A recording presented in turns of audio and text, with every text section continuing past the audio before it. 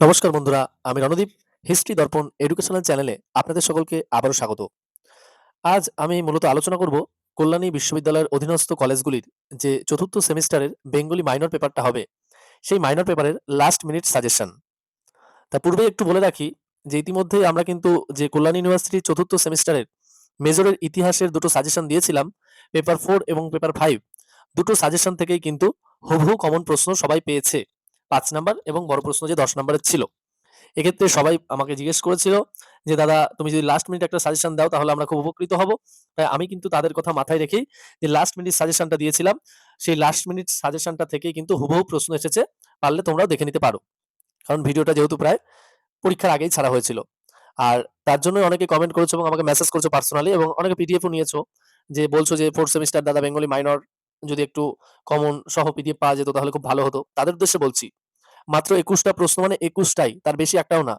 যদি কোনো প্রশ্ন এর ভেতর থেকে কমন না আসে পরীক্ষা দেওয়ার পর, তোমাদের টাকা ৩ ডবল রিটার্ন করে দেওয়া হবে। ২ ডবল না, ৩ ডবল। আমরা যে টাকায় পিডিএফ বিক্রি করছি একদম স্বল্প মূল্যে। আমাদের নোটের স্ট্যান্ডার্ডের মানও অনেক উন্নত এবং সকলের থেকে অনেক ডিফারেন্স রয়েছে। তোমার লেখাও খুব সুন্দর হবে। আমাদের সম্পূর্ণ পিডিএফটা তোমরা যদি সংগ্রহ করতে পারো, তাহলে পিডিএফ দেখলেই বুঝে যাবে। আর এটা তৈরি করা হয়েছে ২-৩ টে বই থেকে কিন্তু ঘেঁটে লেখানো। এমন না যে কোনো Google থেকে টেনে ট্রান্সলেট করে তারপরে কম্পিউটারে ফেলে আমরা টাইপ করে দিয়ে দিলাম। আমরা কিন্তু পুরো সম্পূর্ণ তৈরি করেছি ঘেঁটে এবং ২-৩ টে বই থেকে এই সাজেশন বা নোটগুলো তৈরি করা। তাই ইতিহাস যারা পরীক্ষাটা দিয়েছো তারা সাজেশনটা দেখেই বুঝে গেছো। আর যারা পিডিএফ নিয়েছো 2nd সেমিস্টার হোক, 4th এ হোক, তারা নিশ্চয়ই বুঝে গেছো পরীক্ষা দেওয়ার পর। তা এখন যারা তোমরা বাংলা মাইনর দিতে চাইছো, হ্যাঁ, আমি দীর্ঘায়িত করব না, অসুবিধা নেই। ভিডিওটা একদম স্বল্প সময়ের মধ্যে আমি শেষ করে দেব। একটু মনোযোগ দিয়ে শোনো যে তোমরা যারা 4th সেমিস্টার মাইনর দিতে চাইছো, তোমাদের যে পরীক্ষাটা হবে সেপ্টেম্বর মাসের ১-২ তারিখ নাগাদ যে পরীক্ষাটা হবে হয়তো। তা তোমরা কিন্তু চাইলে এখনো তোমরা পিডিএফটা সংগ্রহ করতে পারো। তোমাদের হাতে কিন্তু ৩-৪ দিন তোমরা সময় পেয়ে যাবে। এর বাইরে একটা প্রশ্ন আসবে না, আমি আবার বললাম। আর আমি যেহেতু ভিডিও করছি, ভিডিওর মধ্যেই বলে রাখছি যে তোমরা যদি পিডিএফ সংগ্রহ করার পর দেখো যে এর ভেতর থেকে কোনো প্রশ্ন সাজেশন পাওনি, তাহলে টাকা ৩ ডবল রিটার্ন করা হবে। তুমি যদি ৳১০ দিয়ে কেনো তাহলে ৳৩০ ফেরত দেওয়া হবে যদি পরীক্ষায় না আসে। কিন্তু এর ভেতর থেকে প্রশ্ন পুরো সম্পূর্ণ হুবহু কমন পাবে। আমি তাও তোমাদের বলেও দিই। যেহেতু যারা নিয়েছে তারা জানে, তাও তোমাদেরও সুবিধা করে দিচ্ছি। আর যাদের মনে হবে অবশ্যই তারা মেসেজ করে আমাদেরকে বলতে পারো। আজকে শুরু করা যাক তাহলে ১ম প্রশ্ন। সবুজপত্র পত্রিকাটির পরিচয় দাও। নেক্সট, বাংলা গদ্য সাহিত্যে রাজা রামমোহন রায়ের অবদান আলোচনা করো। মোস্ট ইম্পোর্টেন্ট, দুটো প্রশ্নই। নেক্সট, বঙ্কিমচন্দ্রের প্রবন্ধ সাহিত্যে অবদান কতটা আলোচনা করো। নেক্সট, বাংলা প্রবন্ধ সাহিত্যে ফোর্ট উইলিয়াম কলেজের অবদান আলোচনা করো। Most important. নেক্সট, বাংলা সাহিত্যে বা কাব্যে কাজী নজরুল ইসলামের আত্মপ্রকাশ কতখানি প্রভাব ফেলেছিল তা আলোচনা করো। নেক্সট, দীনবন্ধু মিত্রের নীলদর্পণ নাটক সম্পর্কে আলোচনা করো।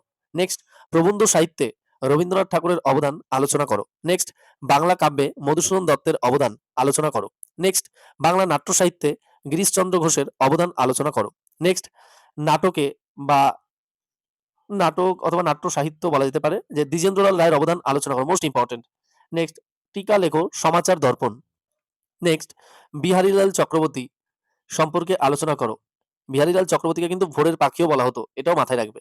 এমন হতে পারে যে ভোরের পাখি কাকে বলা হতো তার সম্পর্কে বা তার কাব্য প্রতিভার সম্পর্কে আলোচনা করো। এভাবেও প্রশ্নটা দেয়া যেতে পারে। নেক্সট, ছোট গল্পে রবীন্দ্রনাথ ঠাকুরের অবদান আলোচনা করো। নেক্সট, ছোট গল্প ও উপন্যাসে রবীন্দ্রনাথের ভূমিকা আলোচনা করো। নেক্সট, কথা সাহিত্যে বিভূতিভূষণের অবদান আলোচনা করো। নেক্সট, ছোট গল্পে তারাশঙ্কর বন্দ্যোপাধ্যায়ের অবদান আলোচনা করো। Most important. নেক্সট, বাংলা কাব্যধারায় রবীন্দ্রনাথ ঠাকুরের অবদান আলোচনা করো। দেখো, রবীন্দ্রনাথ ঠাকুরটা কিন্তু তোমাদের মোস্ট ইম্পর্টেন্ট। সব ক্ষেত্রে একে তোমাদের রাখতেই হবে। নেক্সট, বাংলা উপন্যাস ও কথা সাহিত্যে বঙ্কিমচন্দ্র চট্টোপাধ্যায়ের অবদান আলোচনা করো। নেক্সট, টিকা লেখো কল্লোল পত্রিকা। নেক্সট, একটু মিস্টেক হয়ে গেল, কিছু মনে করো না। নেক্সট, বাংলা নাট্য জগতে মধুসূদন দত্তের অবদান আলোচনা করো। নেক্সট, রাজশেখর বসুর কবি প্রতিভা আলোচনা করো। অথবা এমনও আসতে পারে যে পরশুরাম নামে কে পরিচিত তার কাব্য প্রতিভা সম্পর্কে আলোচনা করো। দেখো, রাজশেখর বসুকে কিন্তু পরশুরাম বলা হয়। তাহলে তোমাদের আমি বললাম মাত্র ২১টা প্রশ্ন। এই ২১টা প্রশ্নের বাইরে কিন্তু একটা প্রশ্নও আসবে না। আমি আবার বলছি, ভিডিওটা এখন করে রাখছি, তোমরা পরীক্ষার পর প্রশ্ন হাতে পাওয়ার পর মিলিয়ে দেখবে। আমি আবারও তাই বলে রাখলাম। তোমাদের মাইনরে ৫ এর ২ টো লিখতে হবে, ১০ এর ২ টো লিখতে হবে। এর ভেতর থেকে পাবে। এর থেকে কম কেউ দিতে পারবে না। হিস্ট্রি দর্পণ একমাত্র চ্যানেল যে তোমাদের সঠিক এবং একদম স্বল্প মূল্যে সাজেশন দিচ্ছে শুধুমাত্র ছাত্রছাত্রীদের পড়াশোনার জন্য। তা তোমাদের আবারও বলছি, যদি কেউ পিডিএফ নিয়ে থাকো, যারা নিয়েছো তারা অবশ্যই জানো যে হিস্ট্রি দর্পণ থেকে পিডিএফ নিয়ে কেমন আসে। আর দীর্ঘ ৫ বছর যারা অফলাইনের সাথে যুক্ত আছে তারা জানে যে প্রশ্ন এখান থেকে কেমন পাওয়া যায় কমন। তা তোমরা যারা সংগ্রহ করেছো অবশ্যই জানো তার ভ্যালু। আর সম্পূর্ণ হাতে লেখা একদম স্পষ্ট অক্ষর দ্বারা। আমার নিজের হাতের লেখাও আছে। তোমরা যারা সংগ্রহ করেছো দেখেছো যে আমি কিন্তু নিজেও সেখানে ৫-৬ নোট তৈরি করেছি। আমার নিজের হাতের লেখা রয়েছে এখানে। আচ্ছা, তা তোমরা এই যে শুধুমাত্র ২১ টা প্রশ্ন দিলাম, এর থেকে কম তোমাদের কেউ দিতে পারবে না। এ কটা প্রশ্ন তোমরা করে গেলে এর বাইরে কোনো প্রশ্ন আসবে না। আমি আবারও বললাম। আর তোমরা যারা চ্যানেলে নতুন হয়ে যাচ্ছ, অবশ্যই চ্যানেলটিকে সাবস্ক্রাইব করে নোটিফিকেশন অন করে রেখো। আর বেল আইকন প্রেস করে রেখো। নোটিফিকেশন অন করে রেখো। একই ব্যাপার। আর আরেকটা যেটা বলতেই হয়, তোমাদের আর কি প্রয়োজনীয় দরকার, নোটস হোক, পিডিএফ হোক, কি ধরনের দরকার, অবশ্যই কমেন্ট বক্সে কমেন্ট করে জানাবে। তাহলে আমারও খুব সুবিধা হবে। তোমাদের সুবিধা মতো আমিও ভিডিওগুলো আপলোড করতে পারবো। তাহলে তোমরাও অনেকটা উপকৃত হতে পারবে। তাহলে দেখা হচ্ছে পরের ভিডিওতে। ধন্যবাদ। সকলে ভালো থাকবে।